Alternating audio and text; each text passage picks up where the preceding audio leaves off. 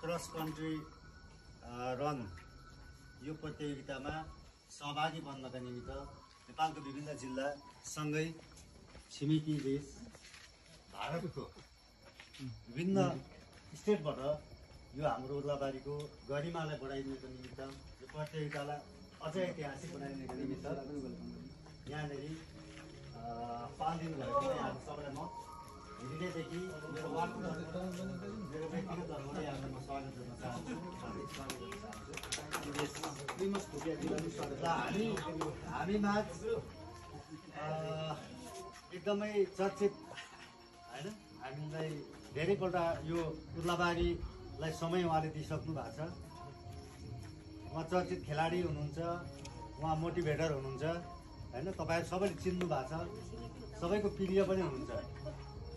Prince भोटियाज्यूलाई मलाई तपाईँलाई परिचय गराउनु चाहे हाम्रो वडाको वडा प्रेसिडेन्ट मिस्टर भीष्म बुढाथोकी। पहिले पनि भेट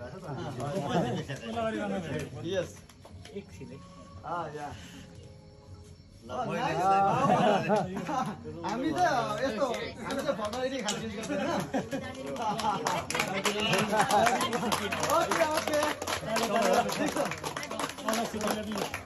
थ्याङ्क यू सो मच। हामी चाहिँ अब यस्तो त्यति युज गरेन। म थोरै बोलिरहेको थिएँ, थोरै म सकिहालेँ। मैले उहाँलाई पनि विशेष स्वागत गर्दै यो हाम्रो प्रतियोगितामा जसरी जहाँबाट तपाईँ दुःख गरेर सहभागी बनिदिनु भएको छ, प्रतियोगिताको चाहिँ अझै यसको चाहिँ प्रतिष्ठा बढाइदिनु भएको छ। तपाईँ जस्तो खेलाडी यो मङ्गलबारीले आजको दिनमा पाएको छ।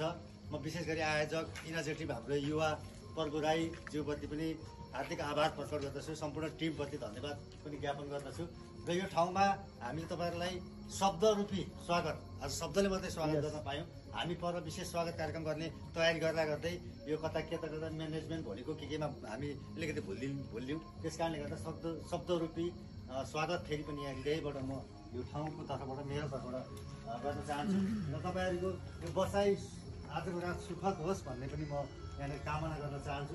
हामीबाट तपाईँहरूलाई यहाँनिर तयारी गर्ने क्रममा केही कमी कमजोरी भएमा त्यसलाई हामी सकेको सुधार्नेछौँ। यो पल्ट सकेन भने अर्कोपल्ट अझ सुधार गर्नेछौँ। र मैले धेरै नबोलिकन भोलिको प्रतियोगितामा तपाईँहरू जुन हिसाबले सहभागी बन्ने हुन्छ सबैलाई म जितको निमित्त शुभकामना दिँदै यो प्रतियोगिता पनि भव्य रूपमा सफल होस् भन्ने आयोजकलाई पनि म शुभकामना दिँदै भोलि फेरि बिहान हामी सबैजना भेट्ने बाचा चाहिँ मेरो छोटो यहाँको के शब्दरूपी मेरो चाहिँ स्वागत मन्तव्य यही अन्त्य गर्ने अनुमति चाहन्छु।